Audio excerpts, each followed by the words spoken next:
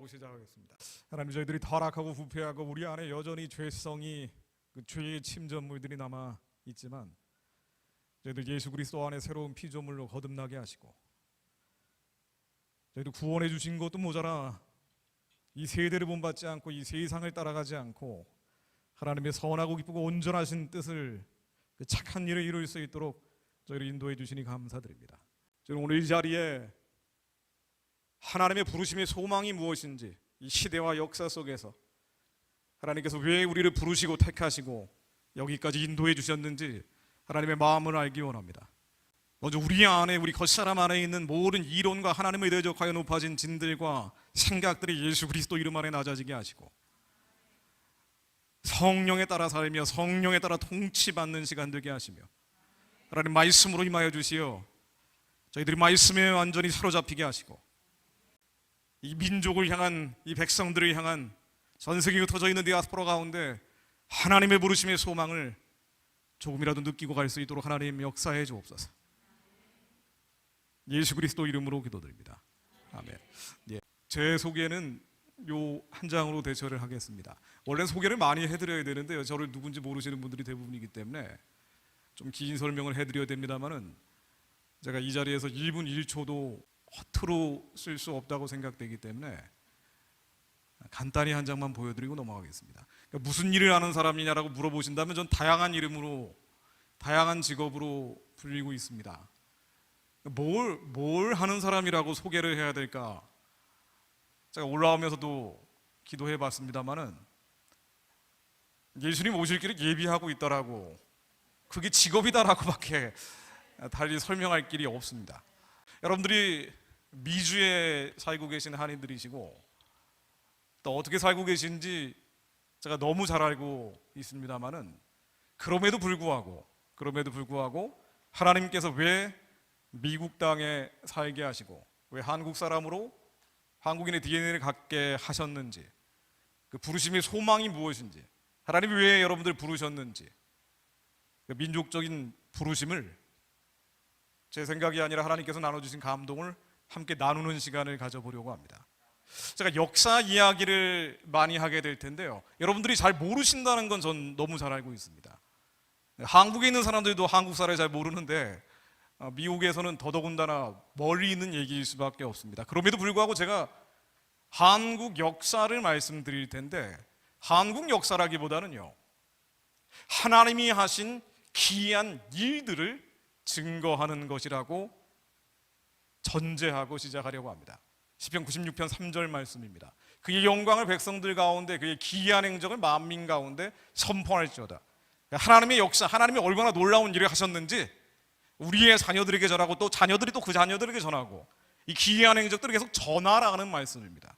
여러분 성경책 보면은 하나님의 기이한 행적을 전하라는 얘기가 굉장히 많이 나옵니다. 하나님이 우리 인생 가운데 얼마나 많은 기적을 행하셨고 또 유대 백성들에게 어떤 기적을 행하셨는지 반드시 전해야 된다는 게 의무라는 거예요. 왜 한국의 DNA, 한국인의 DNA를 가지고 태어났는지 한국말을 잘 이해하지 못하시는 분도 계실 거예요.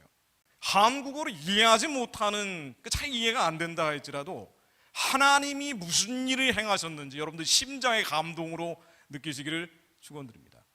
하나님의 기이한 행적, 제가 이 나라, 이 대한민국이라는 나라, 여러분들이 살고 있지는 않지만은 여러분들이 DNA를 나눠준 그 대한민국이라는 나라에 대해서 말씀을 드려보려고 하는데요, 먼저 이 말씀 읽고 시작을 해보려고 합니다. 출애굽기 20장 3절 말씀입니다. 하나님이 질투하는 하나님이다라고 하는, 그러니까 우상 숭배하지 말라는 말씀입니다.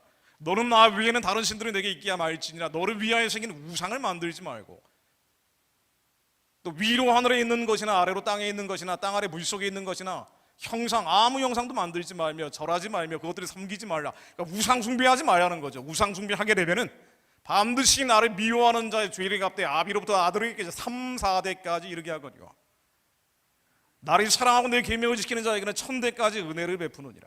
그러니까 우상 숭배하면은 벌 받는다는 건데 이게 한 대로 그치는 게 아니라 3, 4대까지 이어진다는 얘기입니다. 제가 한국의 역사를, 여러분들에게 DNA를 나눠준 그 한국의 역사를 말씀드린다고 했는데요, 우리 민족의 역사의 가장 큰 특징 바로 우상 숭배죠. 이게 슬픈 일입니다. 5천 년 동안 제사하고 굿하는 거를 이렇게 많이 한 민족이 별로 없습니다. 근데 특이하게 우상 숭배를 많이 하면 원래 멸절당하게 돼 있어요. 여진족, 거란족, 말갈족 없죠. 성경에 나오는 수많은 이방의 잡족들이 없어졌습니다. 근데 우리 민족은 면면이 이어져서 대한민국이라는 나라 만들고 지금 세계 10대 경제 대국이 된 놀라운 역사를 가지고 있습니다. 그러나 우리의 원래 과거는 제사하고 굿하던, 얼마나 제사하고 굿을 많이 했는지요. 예전에 그 조선시대는 절정판이었는데 예조 판서라는 말 들어보신 적 있으신지 모르겠어요. 예조라는 게 예의를 관장하는 데가 아니라 제사를 관장하는 데, 굿을 관장하던 데입니다. 국가 차원의 제사, 국가 차원의 굿을 워낙 많이 했기 때문에 그렇습니다. 자, 그러다 보니까 저주가 임하게 되죠. 이 저주라는 건 뭐냐면은 우상 숭배에 따른 당연한 결과인데, 이 저주라는 것은 사람이 사람 대접을 못 받는 거예요. 인간이라는 것은 원래 하나님의 모습을 본따서 만든 거 아니에요. 이 하나님의 모습을 본따서 만든 인간이 인간 대접을 못 받는다는 것은 대표적인 저주입니다. 예를 들면 조선시대 사람이, 이 조선시대 쌍놈이라 그러죠. 이 쌍놈의 자식 할 때 그 쌍놈 말입니다. 조선 중기에는 70%가 쌍놈이었어요. 평민이 아니라 그 쌍놈, 그 사고 파는 쌍놈들 말입니다. 말 한 마리 가격도 안 됐어요. 국민의 70%가. 이게 한국 영화 군도라는 영화인데요. 사람이 사람 대접 못 받고 살던 시절입니다. 이러다 보니까요, 하여튼 이 쌍놈들은 어떻게 하면 양반들 지배로부터, 이 수탈로부터, 착취로부터 벗어날까 항상 그 고민을 하다가 난리가 터지면, 임진왜란 병자호란이라고 들어보셨죠? 이 난리가 터지면은 조선을 지키기 위해 싸운 게 아니라 반대편에 외놈들 편에, 떼놈들 편에 서는 경우가 많았어요.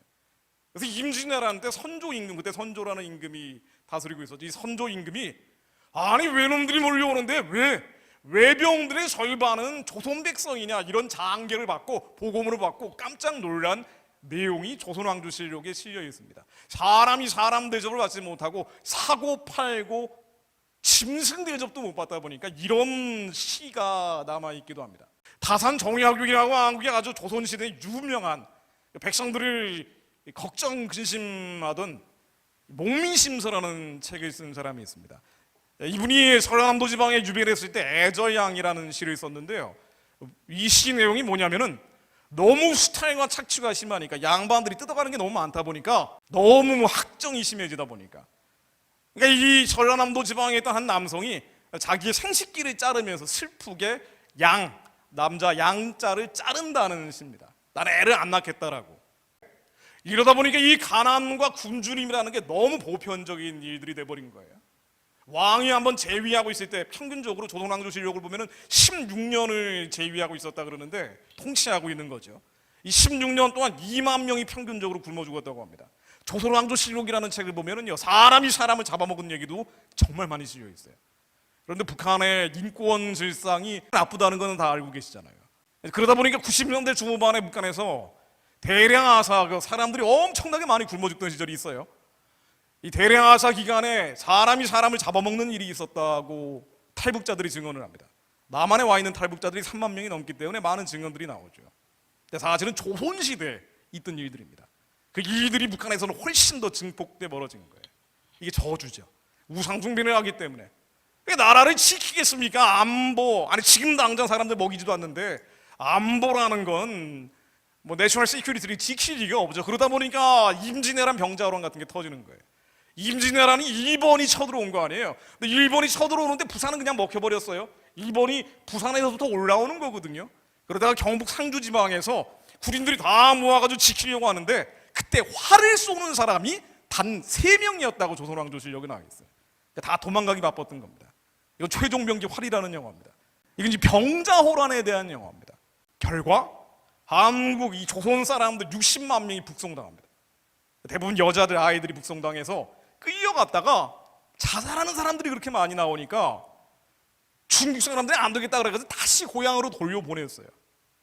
그런 여성들을 환향녀라고 합니다. 다시 고향으로 돌아갔다고 해서. 그 환향년이라는 그런 욕이 있죠. 다시 고향으로 돌아간 사람이라는 얘기예요. 다시 고향으로 돌아갔는데 나라가 망해가지고 끌려간 사람들은 아니에요. 받아들여줘야 되는데 받아들여주지는 않고, 몸을 한번 더럽혔다고 해서 세검정이라고, 서울의 세검정이라는 데 들어보셨죠? 거기서 몸을 씻고 와라. 그리고 사대문 안에는 들어오지 못하게 막아버렸습니다. 나라가 가난하고 굶주리다가 나중에는 난리까지 터져가지고 끌려간 사람들에 대해서 대접이 이랬던 거예요. 저주의 대표적인 것은 음란한 겁니다. 이거 역시 구한말의 사진인데요. 이 왼쪽에 있는 아이죠, 아이. 당시 기록으로는 12살이라고 나옵니다. 그러니까 아이들을 사고 파는 일들이 너무나 비비재해지는 거예요. 임신이란 병자로 나오고 나서는 나라가 나라꼴이 아니었어요. 그러다 보니 딸을 낳으면 1년 농사 다 지었다라는 말이 나올 정도였습니다. 그렇게 매매를 많이 했던 거예요. 너무 음란하다 보니까 구한말의 기록을 보면은요, 나라가 망하게 된 원인이 뭐냐, 이게 음풍이 창궐해서 그렇다, 음란해졌다라는 얘기가 나옵니다. 영적으로 음란하면 반드시 육적으로 음란해집니다. 이게 조선조 얘기입니다. 그러다 보니 나중에 임시정부, 3.1운동이 있고 나서 임시정부가 만들어질 때 공창제도를 폐지한다. 그러니까 나라에서 공식적으로 운영하는 창녀제도가 있었던 거예요. 그러니까 이거를 폐지한다를 헌법에 집어넣었을 정도입니다. 이 정도로 저주가 짙게 깔려있던 게, 그러니까 이러다가 이제 나중에는 일본한테 침략당하는 수치를 겪게 되는 거예요.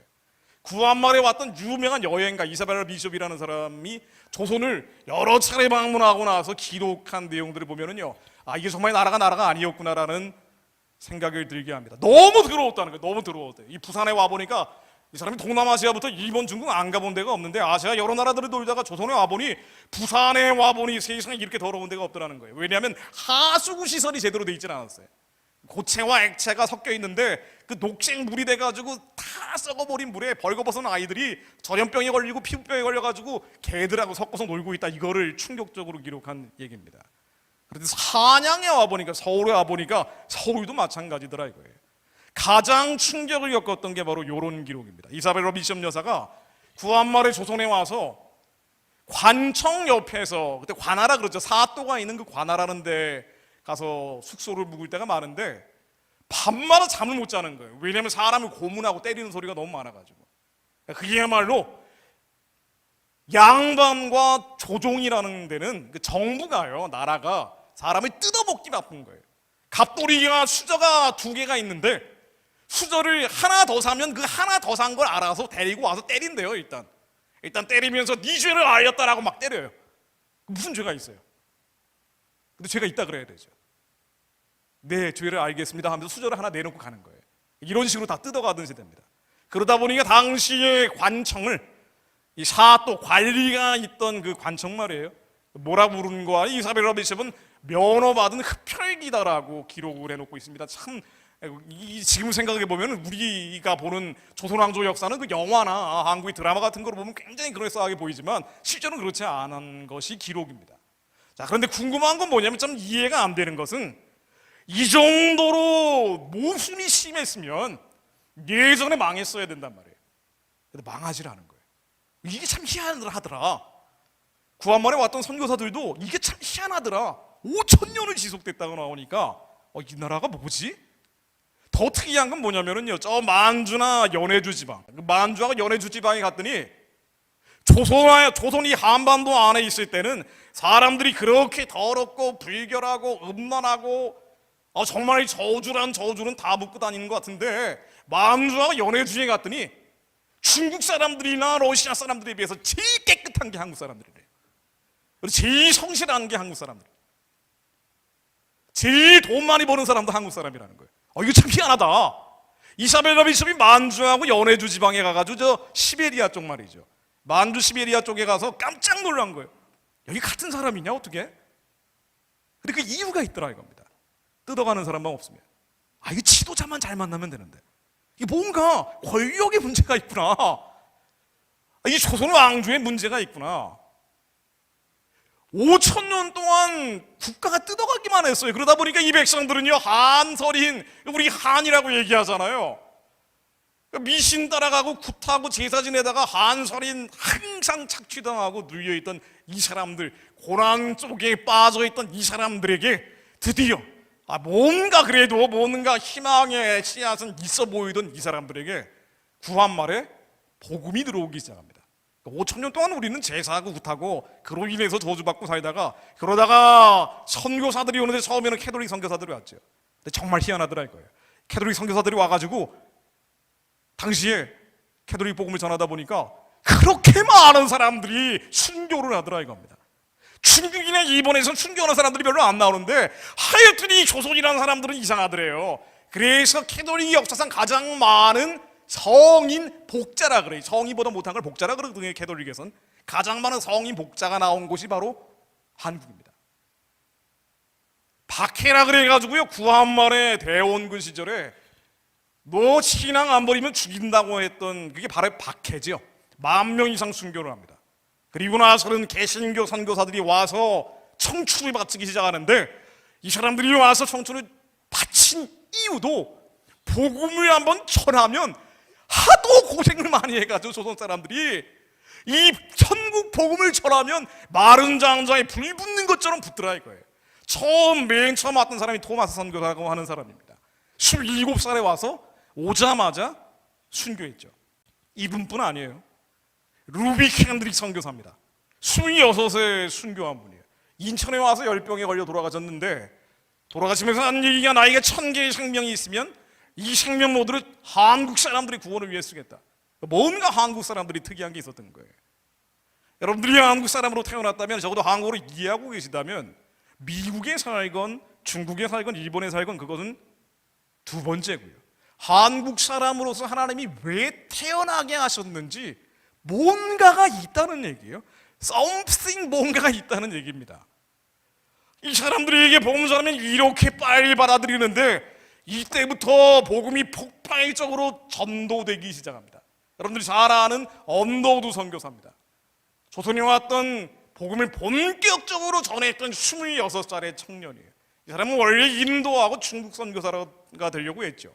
그러다가 D.M. 우디의 학생 자원동이라는 집회에서 하나님을 만나고 성령의 감동으로 너 왜 한국에 가지 않으려고 하느냐라는 말씀이 듣고 갑자기 방향을 튼 사람이에요.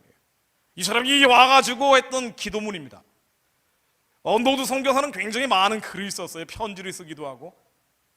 26의 청년이 조선이라는 나라, 제사 지내고 굿하던 저주로 얼룩져 있던 나라에 와서 가장 천대받던 사람들, 쌍놈들, 미천한 사람들, 종으로 부림받던 사람들, 과부, 고아, 사람 취급 안 하던 사람들이에요. 그 시절에는. 이 사람들에게 복음을 전하면서 주여 지금은 아무것도 보이지 않습니다. 보이는 것은 고집스러운 얼룩진 어둠뿐입니다. 그러나 언젠가는, 그렇죠, 눈에 보이는 것에 따라서 행했던 사람들이 아닙니다. 믿음을 따라 행했던 사람들이에요. 그러니까 하나님이 부르셨는데, 우리 안에서 착한 일을 시작하셨는데, 이 착한 일이 조선의 복음을 전하는 것인데 지금은 아무것도 안 보였던 거예요. 깜깜하고 어두운 흑암뿐이 없는데도 불구하고 언젠가는 이 사람들이 복음을 받아들여서 믿음의 앞날이 올 것을 믿습니다. 눈물로 기뻐하는 날이 올 것을 믿습니다. 지금은 학교도 없고 아무것도 없지만 언젠가는 은총의 땅이 될 것을 믿습니다. 그렇게 하나님의 부르심에 순종하며 헌신하며 죽어가는 사람들이 나오기 시작한 겁니다. 언더우드 선교사가 어느 정도로 헌신했냐면요, 그러니까 이 조선이라는 나라 5,000년 동안 미신 따라다니면서 온갖 저주는 다 받고 살던 사람들을 미신 안에 새로운 피조물을 거듭나게 되는 이 과정에 밑거름이 됐던 분들이 바로 선교사들이에요. 서양 선교사들이 와서, 특히나 미국 선교사들이 와서 이들에게 복음 전하기 위해서 이 영혼들을 구해야 된다고, 이분이 일찍 돌아가셨어요. 57세에 돌아가셨는데 1916년에 돌아가시기 그 2년 동안 썼던 편지가 무려 2,300통이에요. 1년 동안 썼던 편지가 다 조선의 영혼들을 구원해야 된다고. 전 세계 자기 아는 사람, 또 아는 사람이 아는 사람, 이 사람들은 마른 장작에 불 붙는 것처럼 복음이 불 붙습니다. 복음을 전하기 위해서는 더 많은 사람들의 헌신이 필요합니다. 하루에 6.3통을, 돌아가시는 날까지 하루에 6.3통의 편지를 썼대요.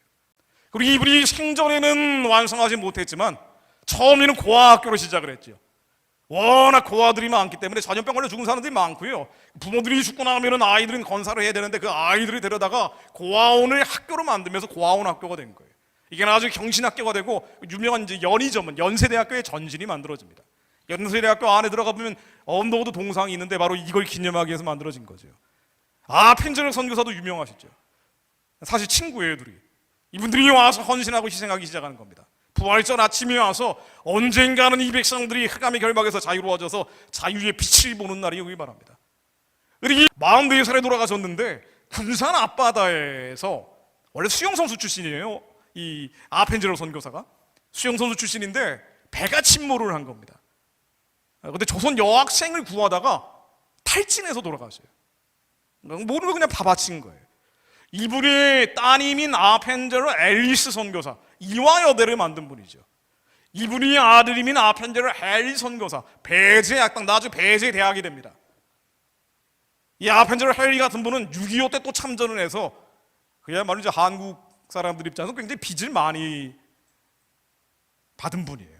이분이 한국에 자신을 묻어달라고 하면서 나를 한국 땅에 묻어다오 하면서 아버지께서, 하나님 아버지께서 조선 사람들을 얼마나 사랑하셨는지 조선 사람들은 모르는데 이 조선 사람들이 알게 해달라고 유언을 남기면서 돌아가시기도 합니다. 자, 그런데 한국이라는 나라, 대한민국이라는 나라가 만들어지기 전에 많은 선교사들이 와서 그 5,000년의 우상 숭배를 끊으면서 지지곡을 이스라엘로 파쇄하면서 새로운 피조물을 거듭나는 과정이 구한말이에요. 이게 세계적인 부흥의 역사와 직접적으로 연결되어 있습니다. 여러분들 아시는 분은 아시겠지만 미국이라는 나라도 2차 대각성 운동의 결과로 건국혁명이 시작이 되죠. 바로 이 지역입니다. 필라델피아 이 지역에서 2차 대각성 운동이 뜨겁게 일고 나서 처음에 청교도들은 정말 복음적으로 살려고 했는데 워낙 미국이 자원이 풍부하고 생산물이 많다 보니까 사람들이 타락하고 부패하기 시작하는 거예요. 다시 말씀으로 돌아가자고 하면서 1차 대각성 운동이 일어나고 그 결과로 만들어진 게 미국의 건국혁명이에요. 그리고 나서 다시 2차 대각성 운동이 일어나면서 D.M. 무디 같은 사람들이 다시 복음으로 돌아가야 된다라고 부르짖을 때 바로 2차 대각성 운동의 영향을 받아서 많은 청년 선교사들이 조선으로 쏟아져 오는 거예요. 그래서 예를 들면요, 이분이 D.M. 무디인데 2차 대각성 운동의 주인공 중에 한 분이죠. 조선에 가장 많은 선교사들이 왔던 시절이 1906년에서 1909년입니다. 이 4년 사이에 조선에 가장 많은 선교사들이 왔을 때 60%가 무디의 설교 듣고 온 사람이에요. 2차 대각성 운동의 직접적인 결과였습니다. 2차 대각성 운동은 남북전쟁으로 남부와 북부가 싸우고 남부가 졌잖아요. 근데 남부 사람이건 북부 사람이건 다 하나님의 음성 듣고 전쟁을 했거든요. 이게 하나님의 뜻이다 그러면서 남부 사람이건 북부 사람이건 싸운 거예요. 그리고 교회는 남부에 더 많았어요. 근데 전쟁이 치고 나니까 남부 사람들이 교회가 더 많은데 이게 뭐지? 하나님이 분명히 우리가 아직은 흑인 노예 해방할 때가 아니어가지고 전쟁을 한 건데 그렇구나, 우리가 하나님의 뜻을 잘못 알았구나. 그리고 2차 대각성 운동이 일어나면서 많은 사람들이 우리의 남은 생은 하나님의 부르심을 위해 살아야 되겠다라고 동양으로 몰려가는데 그 중에 하나가 조선이었던 겁니다. 많은 사람들이 뒤에 무디의 설교를 듣고 와서 이 세대의 세계 복음화를 이루어야 된다. 종말론자였죠. 우리는 모두 종말론자입니다. 예수님 다시 오시기를 예비하는 사람들은 종말론자예요. 그런데 극단적인 종말론이나 시한부 종말론자가 아니라 성경적 종말론을 가진 사람들이었어요. 복음을 전해야 된다. 예수님 오시기를 예비해야 된다. 그래서 조선으로 쏟아져 간 겁니다. D.M. 무디의 학생 자원운동 졸업사진입니다. 당시에 미국 교계 신문들을 보면은 복음이 야산의 들불처럼 조선에 번지더라. 들불처럼 번져가더라. 중국하고 일본하고 다르게 좀 특이했던 거예요. 일본은 근대화에 성공해버렸고 그래서 백성들의 삶이 조금 나아졌어요. 중국은 워낙 땅덩이가 넓고 인도도 마찬가지인데 조선은 밀집되어 있는데 여기서 피말리게 서로 물고 뜯고 싸우면서 가난한 사람들은 소망이 없는 거예요. 이 소망 없는 사람들에게 복음이 들어가니까 뒤집어지더라 이겁니다. 가장 절망적인 순간, 사의 소망이 다 끊어져서 사형 선고를 받은 줄 알았다라고 하던 바울의 고백처럼 사의 소망이 끊어지고 사형 선고를 받은 줄 알았던 조선 사람들이 드디어 하나님만 믿기 시작하는 겁니다. 이제 붐이 일기 시작해요. 원산 대붕운동이라는 게 일어나고요. 이 구한말에 있던 일입니다. 나라가 망해가던 시절, 우리 육안으로 보는 나라는 망해가는 거예요. 우리가 지금 살고 있는 땅의 나라는 망해가는데 하나님의 나라는 점점 흥황하기 시작했어요. 이게 구한말입니다. 그리고 평양 대붕운동이라는 게 일기 시작합니다. 1907년도. 1907년이면요, 여러분들이 한 번쯤 들어보셨을 법한 일사조약, 조선의 외교권이 일본한테 빼앗기고 2년 뒤에요. 땅에 있는 나라는 망해가는데 그 대신에 하늘에 있는 나라를 구하는 사람들이 나타난 거예요.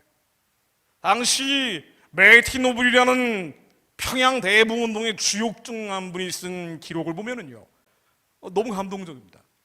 위대하고 영광스러운 흥분 상태, 이 조선 땅에서 가장 천대받던 사람들, 괄시받던 사람들, 과부, 고아, 여성들, 여성 인권이라는 건 아예 없었단 말이에요. 쌍놈들, 종들, 이 사람들이 복음이 들어가면서부터 소망이 생기기 시작하는 거예요. 이 땅의 것을 구하는 게 아니라 우리는 하늘의 것을 구합니다. 그러면서 어떻게 변했는 거 아니에요?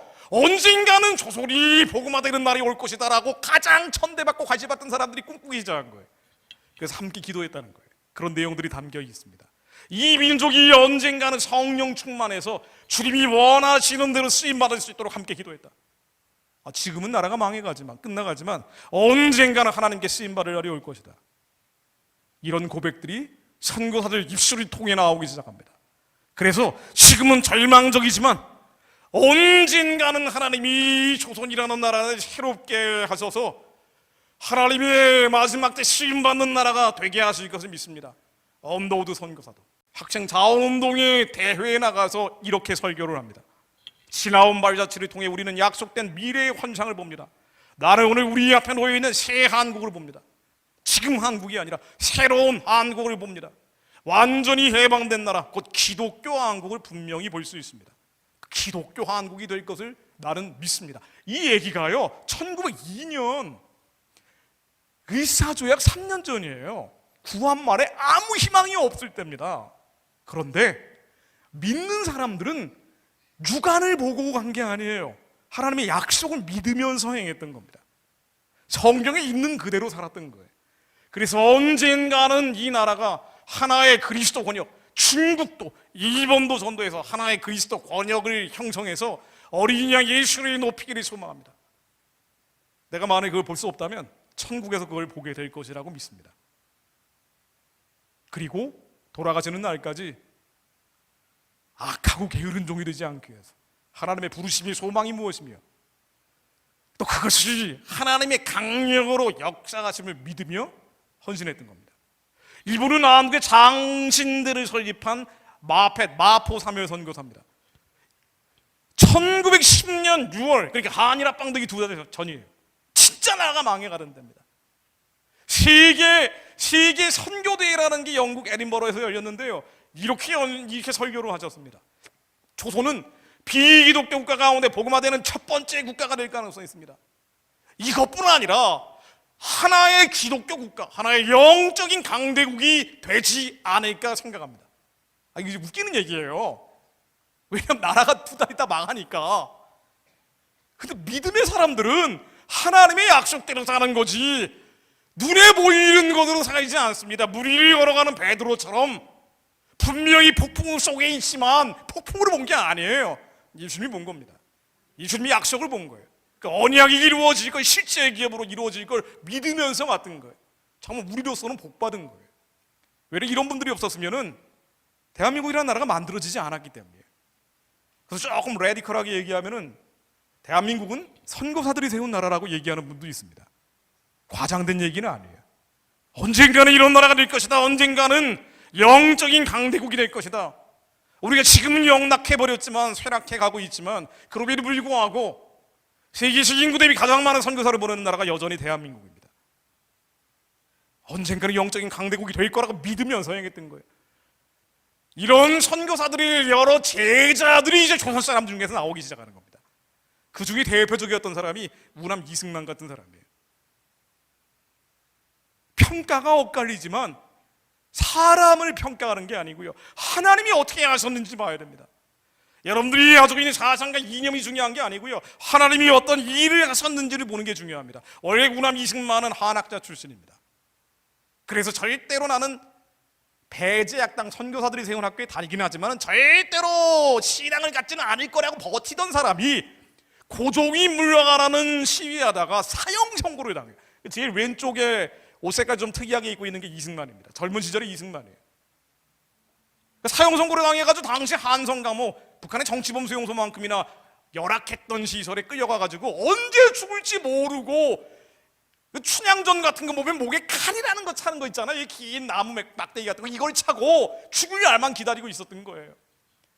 그리고 이승만이 워낙 수재였기 때문에 선교사들이 아까워했죠.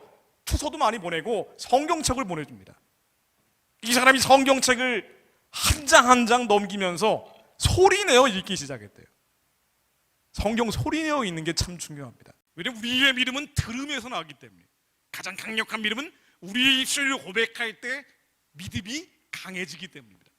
구한말에 그 조선시대 말기를 살았던 많은 믿음의 선진들 가운데 지금 우리의 믿음과는 비교할 수 없을 정도로 강력한 사람들이 많았는데요, 조선왕조 500년 동안 다른 건 모르겠지만은 이 유경을 소리내어 읽는 습관이 되어 있었어요. 그래서 이 사람이 다른 사람도 들을 수 있도록 계속 성경책을 소리내어 읽고 있다가, 그러다가 강력한 성령 체험을 하는 거예요. 감방 안이 빛으로 가득 차는 체험을 합니다. 그러면서 했던 처음 기도, 새 사람이 되면서, 그러니까 기독교에서 하나님 만난 사람과 다른 종교에서 하나님 만난 사람이 여기서 달라지죠. 다른 종교, 불교나 힌두교나 이슬람교, 동굴 속에서 신을 만나요. 기독교에서 부운동은 성경책 읽다가 하나님을 만납니다. 이승만도 하나님 만나버렸어요. 그러면서 Save my soul, save my country, 하나님 나의 영혼을 구해주신 것처럼 이 나라의 영혼을 구해주십시오라고 기도합니다. 그리고 나서 이 사람이 전도를 하기 시작하는 거예요. 전도왕이 됐어요. 양반 출신을 집단적으로 처음 전도한 사건이 바로 이 감옥 안에서 벌어지기 시작합니다. 이승만이 전도하는 거예요. 완전히 예수에 미쳐가지고 말씀에 붙잡혀가지고, 야, 우리가 지금 죽을지 내일 죽을지 모르지만 그러나 우리는 예수 믿고 가야 돼. 그러다 기적이 일어난 겁니다. 사형 선고 받았던 이승만이 6년 정도 감방에 있다가 기적적으로 사면을 받고 풀려나요. 그러네, 내가 풀어달라고 하나님한테 기도한 것도 아니고 그 나라와 그 나라의 일을 구했더니 하나님께서 나의 길을 인도해 주시는구나. 그러네, 이 조선이라는 나라도 망해가지만 언젠가는 우리가 하나님의 일에 설력을 다하면 언젠가는 이런 나라가 될 수 있겠다.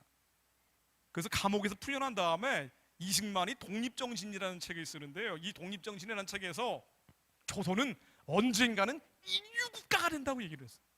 이게 20세기 초반에 한참 일본한테 병탐되기 직전에 나온 얘기입니다.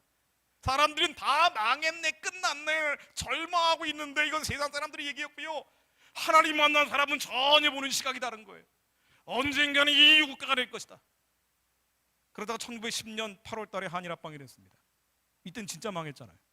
그런데 믿음의 사람들은 땅의 나라가 아니라 하늘의 나라를 보기 시작합니다.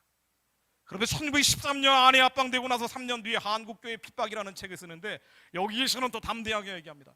사실 이 얘기가 이승만이 아주 특이한 인물이어서 그런 것도 있겠지만 사실은 선교사들이 했던 얘기들이에요. 많은 선교사들이 영감을 줬기 때문에 언노도 아펜젤로 위대한 부흥사들이 소선에서 외쳤기 때문에 이 이야기를 받은 거예요. 그래서 언젠가는 마치 성경의 이스라엘 백성같이 조선 사람들은 이 아시아의 복음화를 위해서 특별히 택한 백성들이다. 이승만이 한 얘기입니다. 이 조선이라는 나라는 처음 기독교 국가를 만들어야 된다. 기독교 국가가 돼서 아시아의 기독교 문명을 전파할 사명을 가지고 있고, 우리가 땅의 나라가 없어져 버렸지만 교회 일에만 전력을 다하면, 예수만 잘 믿으면 언젠가는 일본을 전도하고 언젠가는 중국을 전도하고 다 기독교로 변화시켜서 이 나라가 세계의 평화를 전하는 나라가 될 것이다 라고 나라 망하니까 얘기한 거예요. 이 땅의 나라는 없어졌지만 하늘의 나라를 구하면서 교회 일에 전력을 다하고 예수를 잘 믿으면 하나님이 반드시 조선을 독립시켜 주실 것이고, 그리고 기독교 국가를 만들어 주실 것이다. 이 일제 35년 동안 벌어지기 시작한 일입니다. 선교사들이 뿌려놓은 씨앗이 뿌리를 내리는 거예요. 그래서 기독교 나라가 만들어져야 된다. 중국이 일본 강대국들한테 둘러싸여서 도대체 이 나라는 임진왜란, 병자호란, 시련, 환란, 고난이 끝이 없는 나라인데 오직 하나님 믿는 것밖에는 길이 없다. 그래서 일제시대 독립운동했던 사람들은요, 초기에는 예외가 없어요. 모두 기독교인이라고 봐도 됩니다. 어쩔 수가 없었어요. 나라가 망했으니까 희망을 갖는 거는 신앙인들 아니면 안 되는 거예요. 그러다가 후기에는 공산주의자들이 가세하는 거예요. 105인 사건이라고 있습니다. 일제 초기에 독립운동가들의 싸그리 검거한 일본이 날조한 사건이에요. 105명 가운데 89명이 기독교인이었습니다. 여러분들 잘 아는 3.1운동 민족대표 33인 가운데 16명. 사실은 3.1운동은 기도운동으로 기획된 거예요. 근데 왜 이렇게 됐냐면요, 일본이 죽이니까 순교를 각오한 사람들이 아니면 이 운동 못한단 말이에요. 그래서 예수를 믿는 사람들, 그리스도로 믿는 사람들, 심지어 그러다 보니 독립운동 역사책을 보면은 이런 기록들을 심심찮게 볼 수 있습니다. 고문을 당하고 있는데 예수님을 만났다, 뭐 이런 사람들 말이죠. 유관순 열사도 마찬가지예요. 이분이 독실한 기독교인이었죠. 어린 소녀였지만 정동 제1교회에서 오르간 뒤에서 밤새 죽으러 가는 거니까 순교하러 가는 거예요. 3.1운동 때 만세 부른 사람들이 찬송가 부르면서 나왔다고요. 일본이 총으로 쏘는데, 칼로 찌르는데 죽을 거 알고 간 거예요. 밤새 오르간 뒤에서 기도하면서 주님 음성 듣고 갔다는 거예요. 월리암 이상재 선생 3.1운동의 민족 지도자 가운데 한 분입니다. 한성 감옥에서 이승만이 전도한 분이에요. 일제시대는 이런 분들이 꽤 많았습니다. 지도자 그룹 가운데 상당히 많았어요. 이분이 어떤 분이냐면요, 3.1운동을 주도해서 일본 검찰한테 불려갔습니다. 일본 검찰이 취조를 하니까 이상재 선생이 오히려 책장을 땅땅 치면서 그 배우를 대라고 하는 일본 검찰을 오히려 호통을 치면서 너는 내 뒤에 있는 조선 사람들 2천만 명과 예수 그리스도가 있는 게 보이지 않느냐라고 소리쳤던 분이에요. 이분이 실제로 감옥 안에서 구한말에 이승만한테 전도되고 나서 다시 한성 감옥에 끌려갔는데 조선왕조 무너져야 된다고 얘기하다가 끌려가가지고요, 이유도 없이 끌려갔대요. 이분의 기록을 보면 그렇게 나와요. 한자로 되어 있는 요한복음이 있더라는 거예요. 요한복음이 멍성 밑에 있어서 그 요한복음을 한자로 되어 있는 걸 중얼중얼 거리면서 17번을 읽는데 이분 기록에 따르면은 그 17번째 예수님이 나타났다는 거예요. 그리고 나서 며칠이 지나지 않아서 풀려났답니다. 그 기도하면서 물어봤대요. 하나님, 왜 저를 이유도 없이 감옥에 가두셨습니까? 그리고 왜 이유도 없이 저를 풀어주셨습니까? 뭐라 그랬을까요? 이분 기록에 따르면 이래요. 감옥에 갇힌 것은 나를 만나기 위해서였고, 나를 만났으니까 풀어줬다. 예수님 만나고 직접 대면했던 분들이 있었나 봐요. 그러다 보니 3.1운동 때 나왔던 호소문, 기도문입니다. 어쩔 수 없었어요. 죽는 시절이니까. 하나님 귀 기울여 주십시오. 일제의 압제로부터 저희를 구원해 주십시오. 하나님, 우리는 당신을 믿습니다. 이 기도운동으로 시작된 3.1운동이, 산송가 부르면서 평양에서 시작된 3.1운동이 전국이 들불처럼 번지고 많은 사람들이 검거되고 죽어나가기 시작합니다. 그리고 나서 임시정부가 만들어지는데 임시정부의 첫 대통령이 이승만으로 선출이 되죠. 한국인 최초의 미국 박사학위를 가진 사람이기도 했고요. 그리고 이 임시정부의 헌법을 만드는데, 가장 중요한 헌법을 만드는데 여기에 이런 문구들이 들어갑니다. 신인일체로 중에 협응하여 대한민국 시민사회의 건국한 정신을 세계에 발휘하는 것이 목표다. 옛날식 표현으로 되어 있는데 지금식으로 바꾸면, 우리가 3.1운동을 통해 만든 나라는 하나님이 세우신 나라고, 이 나라는 세계에 복음을 전하는 게 사명이다라는 얘기예요. 이승만이 평소에 했던 얘기고, 언더우드가 했던 얘기고, 모페 선교사가 했던 얘기고, 많은 서양의 선교사들이 조선에 와서 복음을 전하면서 이 민족이 언젠가는 예수 안에 새로운 피조물이 될 것이다라고 믿으며 선포했던 내용들입니다. 이게 국가 차원에 반영이 되는 거예요. 그리고 국회의원들 임시정을, 장관들 임시로 선서를 시키면서 이런 선언을 합니다. 이 나라는 신의 국의 건설에 기초한, 이 나라는 하나님이 세우신 나라가 될 것이다. 노골적으로 하나님이 세우신 나라고 세계에 복음을 전하는 나라가 될 것이다. 기독교 입국론이라는 게 바로 임시정부 헌장에서 나오기 시작하는 겁니다. 언젠가 만들어진 나라는 반드시 기독교로 만들어야 된다. 그렇지 않으면 중국한테 빼앗기고 일본한테 빼앗기고 우리는 임진왜란 병자회란 또 나올 수밖에 없는 나라야. 우리는 반드시 기독교로 나라를 세워야 돼. 이것이 지도자 집단, 리더 그룹 안에서 형성되기 시작한 겁니다. 그래서 이승만을 포함한 많은 지도자들이 미국에 호소를 하기 위해서 갔던 호소문엔 더 구체적으로 우리는 기독교를 범세계에 보급하기 위해 독립하려고 합니다. 조선 안에서는, 한반도 안에서는 독립을 이야기하는 게 어려웠죠. 고문하고 사륙했기 때문에. 그러나 그 대신에 하늘의 나라를 구하면서 당시 부흥사라는 개념이 일제 말기로 가면서 더 많이 나오기 시작합니다. 마구의 화살을 높여, 마구를 멸하고 화살을 높여 온 세계를 태워 그리스도의 왕국을 건설하자. 복음 전도자들이 선곡을 돌면서 땅의 나라는 없지만 하늘의 나라를 구합시다. 그러면 언젠가는 이 땅의 나라도 회복될 것입니다. 그 과정에서 시행착오도 있었어요. 신사참배 같은 겁니다. 그러나 이런 신사참배, 이 9월 9일 했던 건데요, 1938년 9월 9일 평양 서문박교회에서 신사참배 결의를 하죠. 일본의 왕을 천황이라고 하면서 태양신인데, 이 태양신 숭배하는 것을 조선의 교회가 받아들인 사건이에요.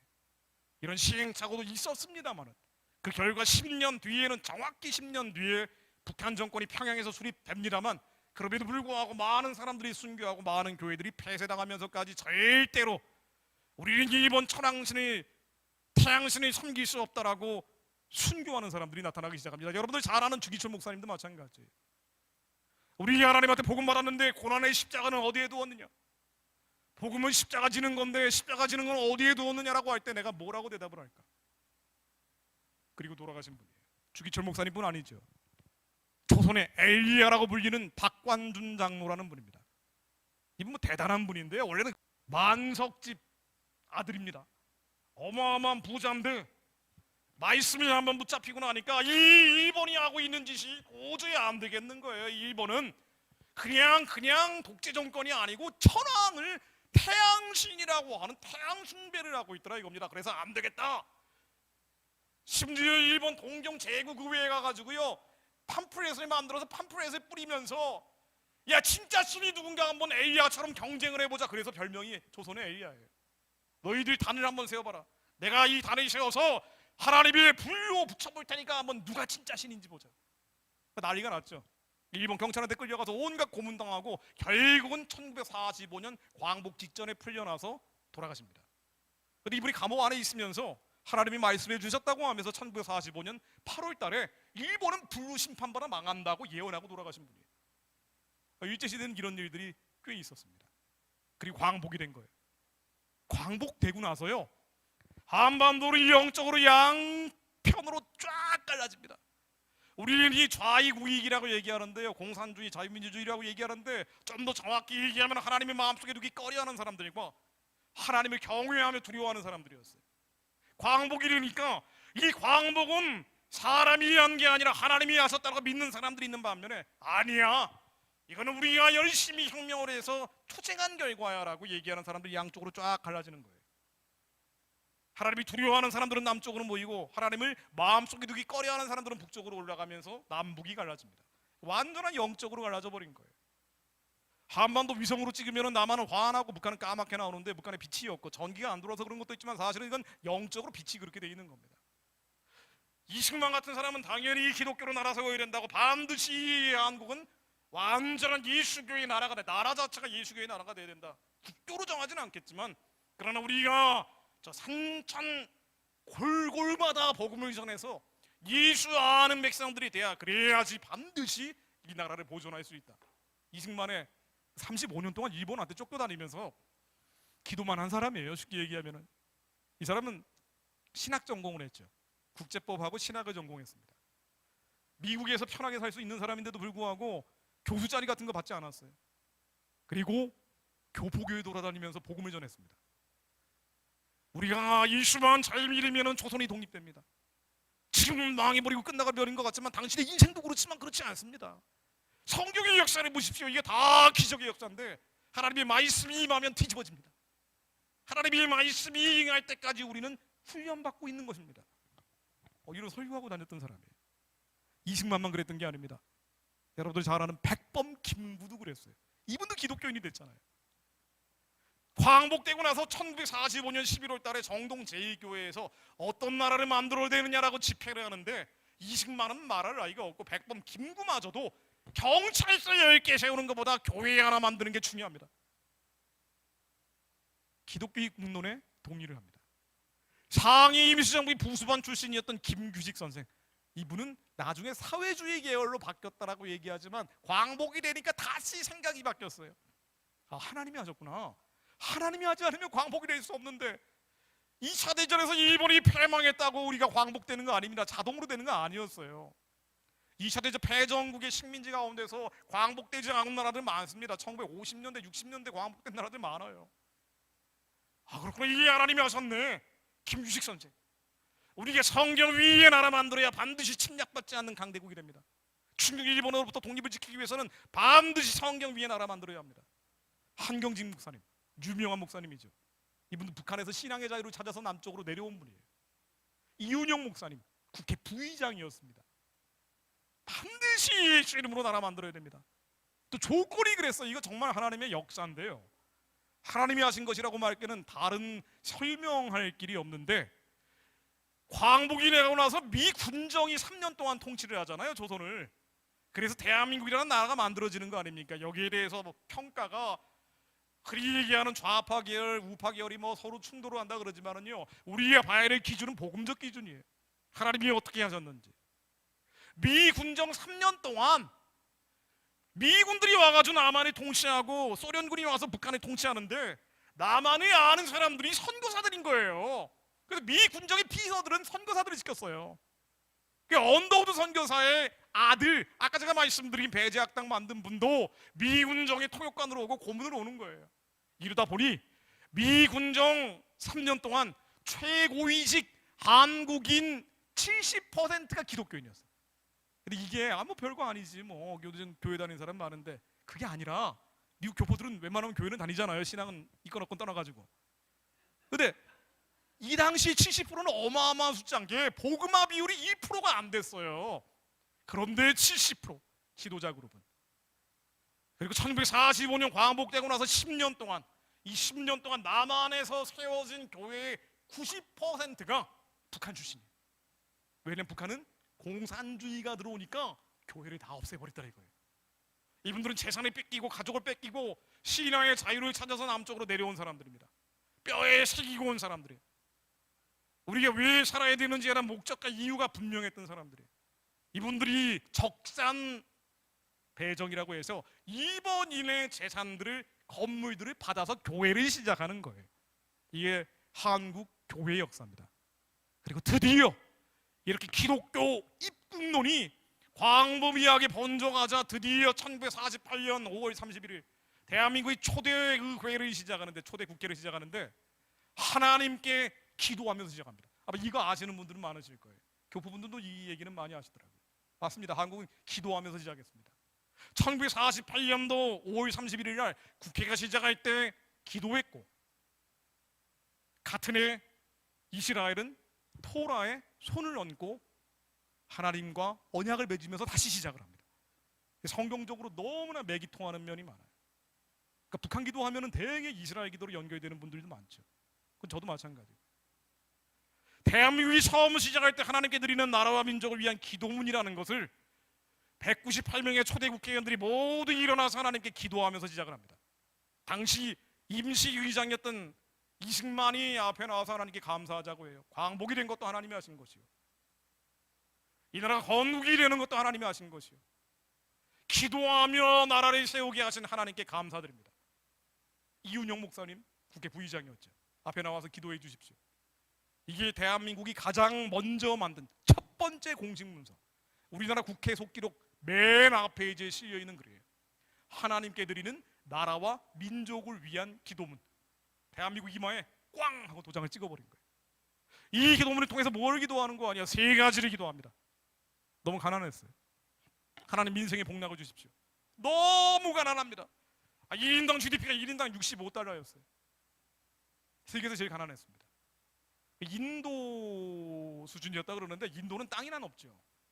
이 조선은 아무것도 없는 나라였어요. 아무것도 없는 나라. 그러니까 일제시대 많은 철도, 발전소 다 북한에 있었습니다. 인프라가 아예 없었어요. 이런 나라에 하나님 복을 주십시오. 그리고 또 한 가지 기도할 것은, 하나님 우리만 복 받고 사는 것이 아니라 남북 통일을 허락해 주십시오. 왜 남북 통일해야 되는 거 아니? 조선 사람들, 지금 대한민국이라는 이름으로 새롭게 예수 안에 새롭게 태어난 이 백성들은 한민족으로 하나님의 사명, 세계의 평화를 전하는 사명이 있습니다. 남한만 가지고 있는 것이 아닙니다. 북한 사람도 갖고 있습니다. 반드시 저 사람들도 살려내야 됩니다. 그리고 세 번째, 우리가 살아가는 이유, 임시정부 헌장에 나오듯이, 이승만의 한국교회 핍박에 나오듯이, 언더우드의 기도에 나오듯이, 모페 선교사의 기도에 나오듯이, 이 조선은 언젠가는 영적 강대국이 돼서 세계의 복음을 전하는 나라, 여호와 샬롬의 평화를 전하는 나라가 되어야 합니다. 하나님 세계의 평화를 허락해 주십시오. 신생 독립국이. 지금 가난하고 굶주린 사람들이 이렇게 많은데 언젠가는 복받고 남북 통일돼서 세계 평화 전하게 해주십시오. 이 세 가지 기도를 하면서 198명의 초대 국회의원들이 다 일어나서 예수 그리스도 이름으로 기도드립니다. 아멘 하고 시작된 게 대한민국이에요. 그리고 대한민국에는 다른 나라에는 없는 헌법 조항 특이한 게 들어갑니다. 대한민국은 반드시 자유민주적 기본질서에 의한 평화 통일을 해야 된다. 이게 뭐냐면은요, 이 대한민국, 남한, 대한민국이라는 나라는 헌법상 한반도 전체예요. 그래서 이 대한민국이라는 나라는 휴전선 이남만 있는 게 아니라 한반도 전체이기 때문에 북한 지역은 아직 회복되지 않은 미수복 지역이고, 저 지역은 반국가라는 채, 흔히 얘기하는 반란 단체에 의해서 지배당하고 있습니다. 북한의 2,500만 주민들은 우리 해방 10개월 대한민국의 헌법상 국민이다. 그러므로 저들에게도 자유민주주의의 핵심은 신앙의 자유입니다. 하나님 부를 자유가 들어가야 된다. 이것을 평화적으로 해야 된다. 평화적으로 자유민주주의 통일을 해야 된다. 여러분들, 평화적으로 자유민주주의 통일하는 길은 딱 하나밖에 없습니다. 기도하는 것밖에 없습니다. 하나님이 역사에 개입하시는 것 말고는 없어요. 평화적인 방법으로 자유민주주의 통일이 되게 해주십시오. 대한민국의 영토는 한반도와 그 부속도서입니다. 그래서 북한 지역에 있는 2,900만 주민들이 남한에 들어오면은요, 귀화 시험 같은 걸 안 보는 거예요. 자동으로 국적이 부여되는 겁니다. 원래 한국 사람이니까. 대한민국의 지도부가 기독교인들로 꾸려집니다. 어쩔 수가 없었어요. 일제시대 독립운동한 사람들이 기독교인이었기 때문에. 내각, 복음화율이 1%밖에 안 됐지만 내각의 42.8%, 절반 가까이가 기독교인이고요. 재헌, 의회, 국회의원들 가운데 21.2%가 기독교인인데 국회의원 중에 13명이 목사님이에요. 목사님입니다. 흔히 이건 교포분들도 그러던데요. 미디어가 워낙 발달돼가지고 한국 미디어를 미국에 있는 분들도 보기 때문에 대한민국은 잘못 태어난 나라고 친일파들이 만든 나라, 이 나라는 처음부터 잘못됐다고 생각하는 사람들이 많은데요. 여러분들 대한민국에서 오셨으면 그런 생각하면 안 되고요. 그리고 사실이 아닙니다. 하나님의 역사를 지워버리면 그런 왜곡을 할 수 있을지 몰라요. 하나님이 기이한 일들을 기억한다면 절대로 할 수 없는 얘기예요. 대한민국은 상해 임시정부의 법통을 계승했기 때문에 마지막에 백범 김구가 돌아서긴 했지만, 그럼에도 불구하고 상해 임시정부에 강요했던 분들이 대한민국 수반으로 강요로 대거 흡수됩니다. 그래서 대한민국 초대 내각 임선을 보면은요, 단 한 명도 독립운동 안 한 분들이 없어요. 모두 독립운동한 사람들입니다. 어쩔 수가 없는 거예요. 그리고 기독교인들이 대부분이었어요. 대한민국이 만들어진 게 하나님의 섭리 안에서 만들어진 가장 유력한 증거가 바로 이 지도입니다. 이게 냉전 시기에 아시아와 중동 전역이 다 공산화돼 버렸는데 다이양 저 대한민국 저 밑에 여기만 파랗게 남아 있는 거예요. 이 지도를 보고 야, 이거 진짜 기적이다. 왜냐하면 대륙이 다 공산화됐는데 한국만 공산화가 안 된 거예요. 미국이 지켜준 것도 있죠. 한미동맹이라는 게 있습니다. 근데 이 자유민주주의라는 게 지켜진 것이 누가 했느냐? 이거 하나님이 하셨다는 거예요. 왜냐하면 하나님이 그렇게 만드셨기 때문에, 기도하면서 세우게 하셨기 때문에. 이 시도는 사실은 교회가 지켜진 시도입니다. 그리고 복음이 유럽에서 종교개혁을 통해서, 루터의 종교개혁을 통해서 유럽을 변화시키려고 했는데 그게 안 됐어요. 위그노들이 일어나가지고 네덜란드 지방을 중심으로 종교개혁을 열심히 하면서 스위스의 찌빙글리에 가서 새로운 기독교 체제를 만들어 보려고 했는데 그것도 안 된 거예요. 그래가지고 영국으로 도망가서 청교도 혁명을 일으켰지만 그건 역시 실패하고 구교 캐톨릭이 너무 셌어요. 영국에서는 성공회라고 불렀죠. 안 되겠다고 해가지고 메이플라워를 타고 미국에 와서 드디어 2차 대각성 운동을 일으키면서 건국이 된 겁니다. 복음이 계속 전진하다가 유럽에서 영국으로, 영국에서 미국으로, 다시 미국이 2차 대각성 운동의 결과로 뜨거운 물 받은 청년 선교사들이 조선에 와서 휴전선에서 복음이 전해지다가 막혀버린 거예요. 우리나라에서 그런 게 아니라 복음이 그렇게 확산되다가 저기서 막혀버린 겁니다. 저 파란색 땅 딱 한 군데만 남겨두고 다 공산화되고 교회가 없어져 버렸어요.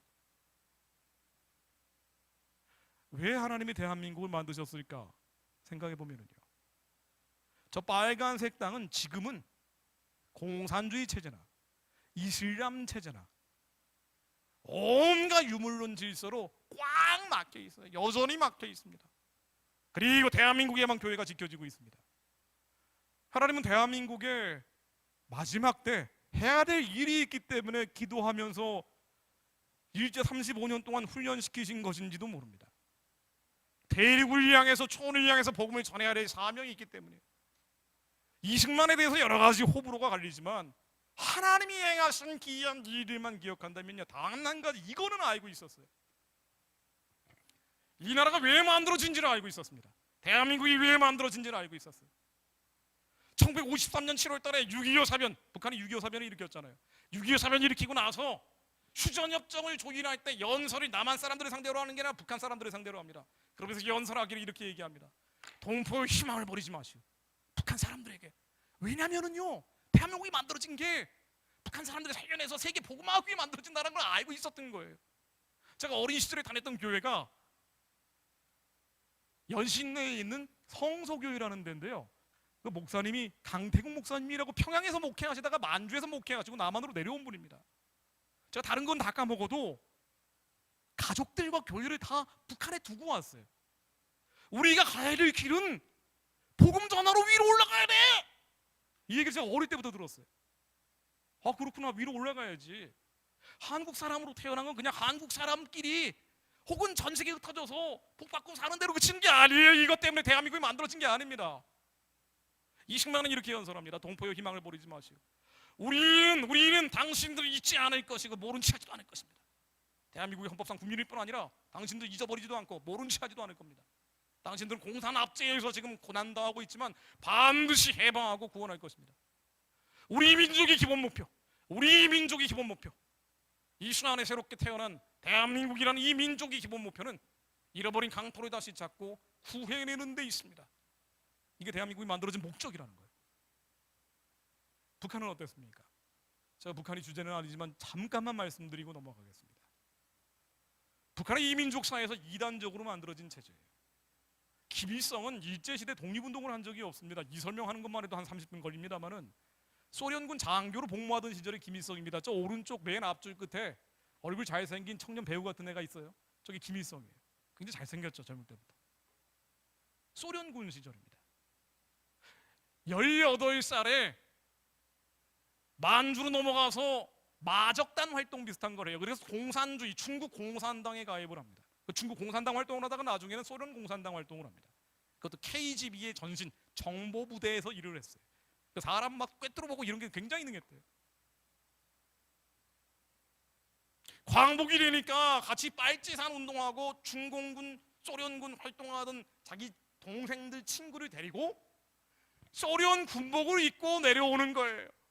뒤에는 소련 장군들이 있고요, 젊은 33세의 젊은 나이로 소련군 장교복을 입고 내려옵니다. 그리고 대중 앞에 섰을 때는 양복 쫙 갈아입고 예전에 유명 항일 투사였던 김일성 장군의 이름을 바꿔버립니다. 원래는 김성주였는데 북한 정권은 소련에 의해서 위성 체제로 만들어지기 시작합니다. 스탈린이에요. 소련의 지도자였던 스탈린과 김일성입니다. 소련이 소련 군정을 북한에서 3년 동안 실시하면서 누구를 지도자로 앉힐까 하다가 김일성은 너무 어리단 말이에요. 33살에 걔네들 패거리도 다 뭐 20대 초중반의 어린애들인 거예요. 몇 명 되지도 않아요. 한국말도 모르는 애들이 많았단 말이에요. 이게 안 되겠는데? 그래서 이 조선에서 공산주의 활동 열심히 하던 박헌영이라는 사람을, 이 사람을 지도자로 앉히려고 박헌영하고 김일성을 데리고 왔대요. 스탈린이 데리고 와가지고 시험을 봤답니다. 이거 진짜 시험을 봤대요. 공산주의에 대해서 적으라 그랬더니 박헌영은 엄청 공산주의 공부를 많이 해가지고 뭐 A4지 뭐 빽빽하게 적었는지 하여튼 잔뜩 적어놨대요. 공산주의 혁명 이렇게 해야 되고 저렇게 해야 되고 저렇게 해야 되고 이렇게 적었다는 거예요. 근데 김일성은 딱 한 줄 적었대요. 뭘 배움이 짧은 데다가 딱 한 줄 적었는데 뭐라고 적은지 아십니까? 충성을 다하겠습니다. 그러니까 이게 아니 이 스타일이 뭐 이게 시키는 대로 다 하게 생긴 거예요. 김일성은 바로 넣어야 하면서 시킨 게 북한 정권입니다. 북한 정권은 소련의 괴뢰 정권으로 만들어졌어요.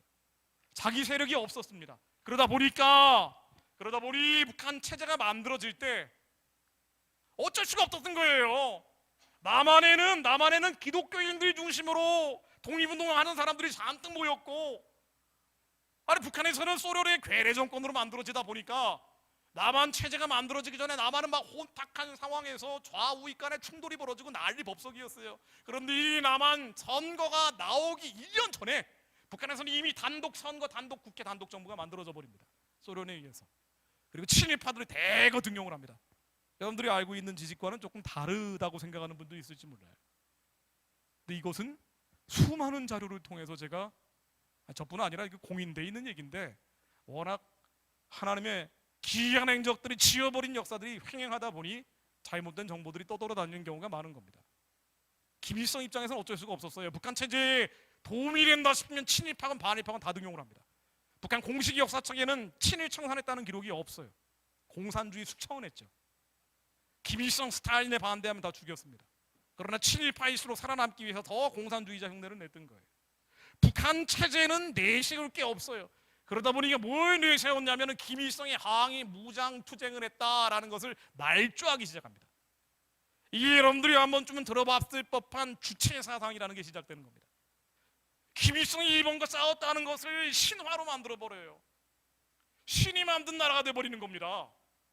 조선왕조보다 훨씬 더 왜곡을 많이 하기 시작합니다. 그러다 보니 김일성, 김정일은 나중에 신의 자리에 올라가는데 이 신격화가 주체 사상이라는 거로 정리가 되기 시작합니다. 마찬가지죠. 우상숭배하기 때문에 저주가 임합니다. 조선왕조보다 훨씬 더 심각한 저주가 임해요. 그냥 신도 아니고 북한의 출판물이에요. 태양신입니다. 북한에서는 태양신이라고 불러요. 김일성을. 노동신은 공식적으로 태양신보다 더 뛰어난 태양신이다라고 나와요. 인간은 반드시 악한 길로 가다 보면 태양숭배로 가게 되어 있습니다. 이게 역사의 기록들이에요. 북한도 마찬가지입니다. 요한계시로 나와 있는 적그리스도의 특징들을 사실은 다 가지고 있습니다. 우리가 원수를 사랑해야 되지만은요, 하나님 말씀 가지고 장난치는 경우가 굉장히 많던데요. 원수를 사랑해야 되지만, 여러분 김일성, 김정일, 김정은이 여러분들이 원수인가요? 저는 원수가 아니에요. 김정은하고 아무 감정이 없어요. 나쁜 애라는 건 알지만 제 원수는 아닙니다. 원수는 여러분들 배우자, 여러분 자녀가 되는 경우가 많아요. 나와의 관계 속에서 원수가 되죠. 감정상해 버리니까. 그 원수를 사랑하라는 거죠. 자녀들이 말씀 피울 때 얼마나 사랑하기 힘드냐 말이에요. 원수를 사랑하라면서 김정은을 사랑하라는 건 조금 애매한 얘기예요. 우리는 사람하고 싸우는 게 아닙니다. 김정은이라는 저 풋내기하고 싸우는 게 아니에요. 우리의 씨름은 혈과 육에 대한 게 아닙니다. 에베소 6장 11, 12절에 나오듯이 우리의 씨름은 정상 원시 어둠의 세상 주관자 하늘에 있는 악의 영들을 상대합니다. 그러니까 북한을 지배하고 있는 정상 원시 어둠의 세상 주관자들이 있는 거예요. 깜깜한 흑암의 영들이 있는 겁니다. 추잡한 영들이 있는 거예요. 우리 이거하고 싸우는데 이거를 편의상 주체사상이라고 부르는 거예요. 김일성을 신격화하고 태양신으로 만들어버린, 우는 사자처럼 삼키려고 하는 이 악한 영들과 싸우는 겁니다. 다시 남한 얘기 돌아오면서 이제 마무리 지으려고 합니다. 대한민국은 기도하면서 세워졌는데요, 남한은 진짜 믿을 게 하나도 없었어요. 근데 구한말하고 다른 건 뭐냐면요, 하나님을 경외하고 두려워하는 자들이 많았어요. 1945년에서 55년 사이에 남한 교회의 90%가 탈북자들이 세운 교회라니까요. 이 사람들은 우리가 가야 될 길, 이 민족이 가야 될 길을 정확히 알고 있었습니다. 남한에서 잘 먹고 잘 사는 게 아니에요. 복받고 형통해지는 게 아닙니다. 우리가 복받고 형통해지면 반드시 북한 사람들 살려내서 만주르 시베리아로 복음 전해야 돼. 만주르 시베리아로 복음 전한 뒤에 이 사람들 살려내서 중국을 복음해야 돼. 중국의 14억 인구가 열리면 이슬람으로 복음 전하러 가야 돼. 그리고 땅끝 이스라엘까지 이슈아가 하마시아로 선포하는 그날이 우리 민족의 목표야. 이거 알고 있었던 거예요. 이북 출신들이 많다 보니까. 그 당시 천막교회입니다. 적산가옥 배정 못 받으면 천막교회를 시작한 거예요. 이 사람들이 한국 부흥의 주역이 되기 시작합니다. 사회 소망이 없으니까 오직 여호와 하나님만 의지한 거예요. 6.25 사변이 터졌습니다. 마귀들은 가만히 있지 않기 때문에. 북한이 왜 한국을 저렇게 못 살게 구냐면요, 남한은 남한, 북한은 북한 그냥 살아도 되잖아요, 사실은. 근데 우리 입장에서는 그게 안 되는 게 사탄이 가만히 있질 않아요. 우리가 천국을 침노하지 않으면 사탄은 내려온단 말이에요. 북한을 복음하지 않으면 반드시 한국교회가 무너지는 거예요. 어쩔 수 없는 겁니다. 틈만 나면. 북한이 정전협정 위반한 건수가 1994년까지 42만 5,271건이에요. 전쟁하지 말자고 협정 맺어놓은 건 42만 5,271건을 위반했어요. 틈만 나면 총 쏘고 대법 쏘고 미사일이 날린단 말이에요. 핵개발 미사일 개발한다면 더 많아졌습니다. 그래서 통계를 안 내요 지금. 6.25 사면은 남한 교회를 무너뜨리기 위한 거였어요. 그러나 그 과정에서도 기도했습니다. 우리가 사실은 대한민국 76년 역사를 보면은요, 하나하나가 하나님의 기적이에요. 하나하나가 그 위기 심하다 다 기도하면서 넘어옵니다. 부산 전쟁통에 기도했습니다. 제가 아는 저희 예전 한국에 있을 때 교회 권사님 아버님이 대구에서 목회를 하셨는데요, 6.25 사변 한창일 때 최전선에서 얼마 떨어지지 않은 데서 목회를 하셨대요. 6.25 전쟁 3년 동안 그렇게 많은 기적이 있었대요. 거의 죽어가던 사람들 살아서 뛰어가는 거는 그분 말씀대로라면 예산일이었대요. 믿을 게 하나도 없으니까 죽느냐 하나님이 우리를 살려주시느냐 둘 중에 하나예요. 전쟁통에 살이 너덜너덜해가지고 들어온 애가 붙어가지고 가더래요. 부흥회하고 나서 6.25 사변 중에 이런 일들이 벌어졌다는 겁니다. 믿을 게 하나님밖에 없으니까. 세계에서 제일 가난한 나라로 전쟁 직후에 서울시청 광장에서 부흥회하던 모습이에요. 부흥회한다 그러면 몰려나왔어요. 나이가 좀 있으신 분들은 다 아시죠. 저도 어릴 때 그 전봇대 포스터에 부흥회 광고 본 기억이 그렇게 많습니다. 하여튼 몰렸다 하면 부흥회. 믿을 게 없으니까, 너무 가난하니까, 너무 굶주리고 있고. 6.25 사변의 주요 전쟁터가 남한이었어요. 북한이 아니고. 외국에서 유명한 목회자들 오면 그냥 다 몰려 나온 겁니다. 1974년 엑스플로 집회예요. 여기에 모인 사람들이 658만 명이 왔대요. 말이 안 되는 숫자예요. 일주일 동안 658만 명. 하루에 최대 158만 명, 158만 명. 당시 참여한 분들 얘기 들어보면 하나하나가 기적입니다.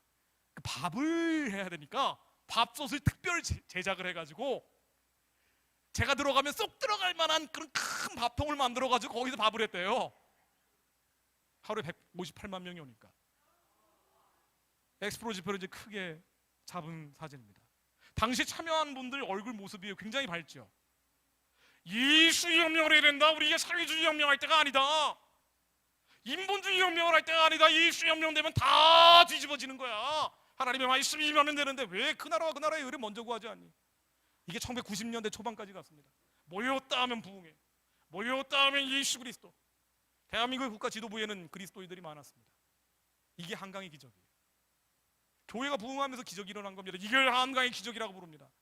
20만의 기독교 입국론을 통해서 대한민국이 만들어지고, 사실은 박정희 대통령도 역시 호불호가 갈리지만 이 사람에 대한 인간적 평가가 별개로 박정희라는 한 인물 중심으로 얼마나 많은 기독교인들이 기도했는지 몰라요.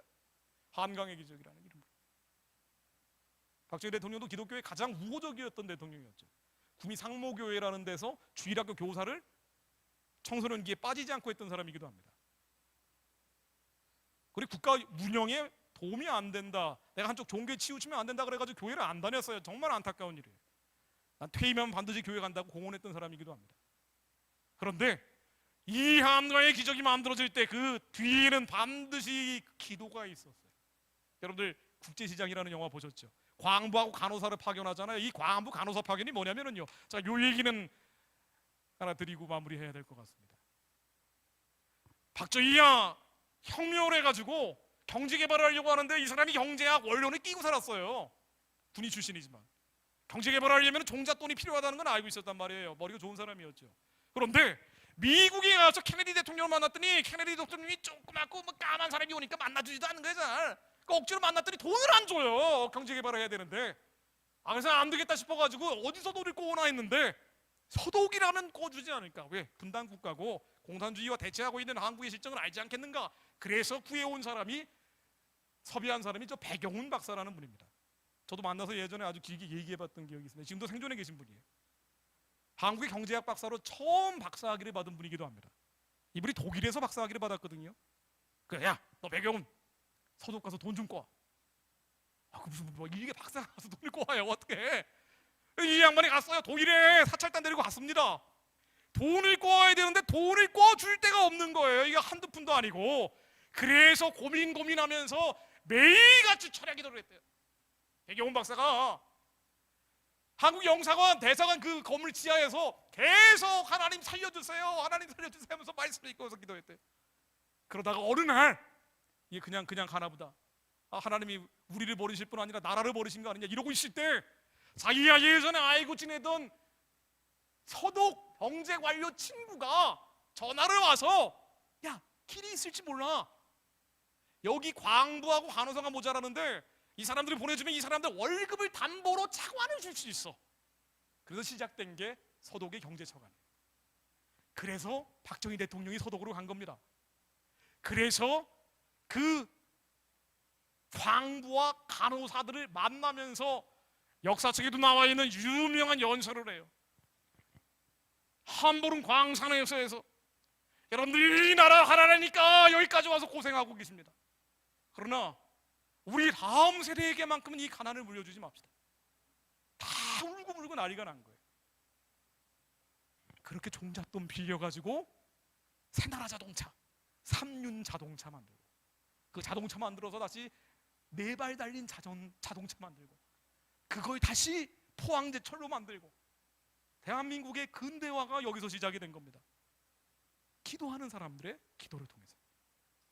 우리는 하나님의 역사를 지워버리고 역사를 보지만은요, 하나님이 얼마나 기이한 일들을 했는지 영적인 눈을 열어서 보면은 이 기적은 전 세계에서 1등이에요. 일단 통계적으로도 세계에서 이렇게 빨리 경제 개발한 나라가 없습니다. UNDP, 유엔 개발 계획에 가장 빠른 속도로 GDP가 성장한 나라, 역사에서 유일하게 대한민국 딱 하나 들어가 있어요. 1인당 GDP 65달러에서 세계 GDP 10대 강국이 돼버렸으니 이런 나라가 어딨냐 말이에요. 그런데 가난할 때는 하나님 찾는데 형통해지기 하면 하나님 안 찾죠. 한국이 1990년대부터 폭발적으로 부흥합니다. 88 올림픽을 거치면서 그때부터 하나님이 잊어버리기 시작한 거예요. 거리에는 로봇호텔이 늘어나고 노래방, 무슨 방 희한한 음란한 것들이 판을 치기 시작하면서 하나님이 잊어버리기 시작했어요. 한국의 지식인 그룹들은 하나님을 잊어버리고 하나님의 기이한 행적을 버려버리고 싹 지워버리고 사람이 모든 걸 했다고 기록하기 시작한 거예요. 사람이 건국하고 사람이 근대화하고, 아니 근데 대한민국 건국을 보니까 하나님의 역사를 빼버리면 말이 안 돼요. 대한민국 역사를 아예 지워버리는 시도들이 이루어지기 시작합니다. 심지어 북한의 정통성과 정당성을 주려고 해요. 그건 사탄이 한 거니까. 공산주의, 사회주의 유물론이 들어오기 시작합니다. 하나님이 없다는 역사예요. 사회주의, 공산주의는 별게 아닌 게 그냥 하나님이 없지, 인간이 했다는 역사예요. 하나님이 잊어버립니다. 한국이 얼마나 저렇게 가난했는데 가난을 벗어나니까 하나님의 기이한 일들을 잊어버렸어요. 우리가 왜 역사를, 제가 이 귀한 시간을 드려서 여러분들께 이 말씀을 드리는 거 아니에요. 이건 여러분들의 의무입니다. 하나님이 행하신 기이한 일들을 기억하는 것은 하나님의 명령이에요. 또 내가 말하기를 이는 나의 잘못이라 지존자의 오른손을 해 곧 여호와의 일들을 기억하며 주께서 내게 행하신 기이한 일을 기억하리이다. 기억해야 돼. 많은 외국의 사역자들이 한국인들이 영적인 강대국이 되실 뿐 아니라 마지막 시대 복음을 전하는 특별한 나라다라는 얘기들을 하고 간 경우가 많습니다. 심지어 이스라엘 회복을 위한 열쇠다라고 얘기하는 분들도 있어요. 근데 사실 저 혼자 말하면은 별로 근거가 안 설 것 같아서 제가 잘 모르는 분들 사진을 가져와 본 거고요. 우리가 우리 역사를 알면은 너무 당연한 얘기예요. 복음이 전해지다가 휴전선에서 막혀버렸어요. 북한의 2,500만 백성들이 해방하고 구원하는 것은 사람의 마음이 아니라 하나님이 우리에게 나눠주신 마음입니다. 한국은요, 복음을 전하는 가장 천병의 가장 창끝 중에 창끝에 서 있는 나라입니다.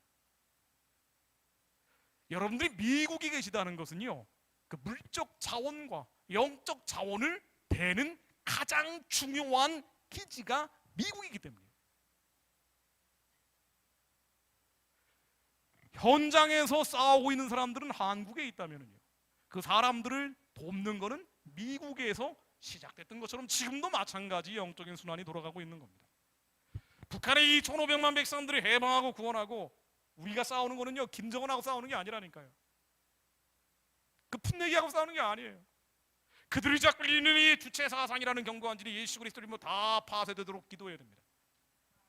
그게 북한의 정권이에요. 북한 정권이 김일성을 신으로 만들어 놓은 저 정권은 반드시 무너져야 됩니다. 그러나 우리의 힘으로 능으로는 할 수가 없어요. 미국이 아무리 대북 압박 제재를 해도 저건 무너지지 않는 체제입니다. 종교적 질서이기 때문에. 하나님이 말씀을 내리시면 뒤집어집니다. 하나님 말씀을 보내시어 북한의 우상숭배의 진이 예수 이름으로 깨어지게 하옵소서. 평화적으로 예수 그리스도의 명으로 저 우상숭배의 진이 깨어질지어다. 그리고 우리의 다음 세대, 우리의 미래 세대가 북한의 언더우드 아펜젤러처럼 배제학당, 오산학교, 이화학당, 연희전문, 저 고아를 버려진 꽃제비들 모아다가 고아학교, 경신학교가 되고 그게 연희전문이 됐던 것처럼 하나님 학교 세우는 자들이 되게 하옵소서. 한국에 있는 분보다 미국에 있는 분들이 훨씬 헤게모니, 이니셔티브를 가지고 있습니다. 왜냐하면 북한이 열리게 될 경우는 미국 주도로 열릴 가능성이 거의 99.9%이기 때문에. 영어를 자유롭게 할 수 있는 한인들이 북한에 경건하고 하나님의 경외하는 자들이 들어가서 북한 땅에 교회 세우게 하옵소서. 이건 우리 민족이 해야 될 일입니다. 세상 사람들이, 세상 신에 잡혀있는 글로벌리스트들이 가기 전에 하나님 두려워하며 경외하는 자들이 저 땅에 가서 복음의 전초기지를 만들게 하옵소서. 제2의 언더우드, 제2의 아펜젤러, 제2의 모펫이 나오게 하옵소서. 하나님은 그래서 대한민국을 예수 안에 새로운 대한민국으로 거듭나게 하신 겁니다. 지금도 인구 대비 가장 많은 선교사들을 보내고 있어요. 이스라엘에 제가 아는 기도 선교사분이 이런 말씀을 하시더라고요.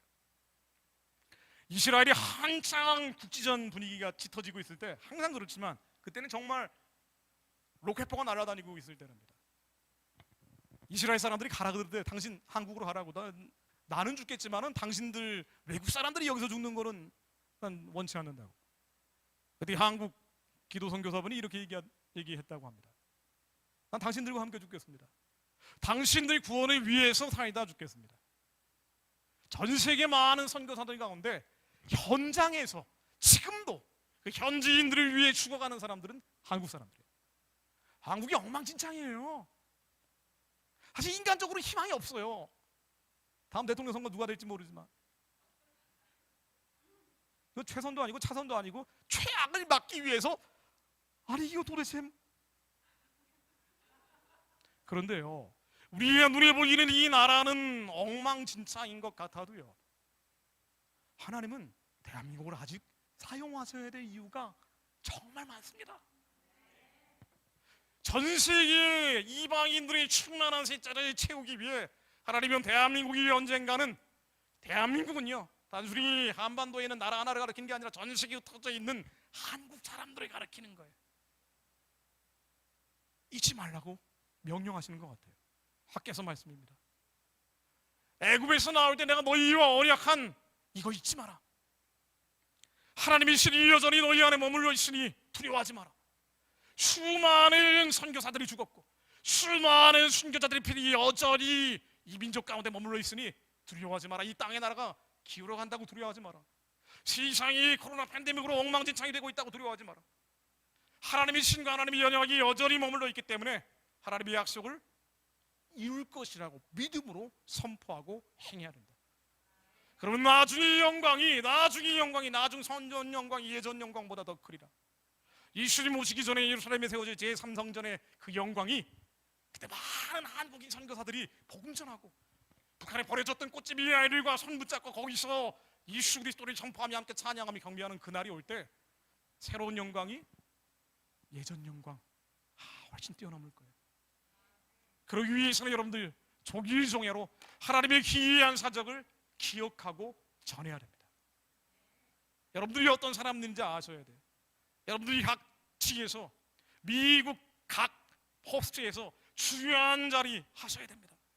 그러나 여러분들이 왜 한국 사람으로 태어났는지 알아야 돼요. 왜 한국의 DNA를 갖게 하셨는지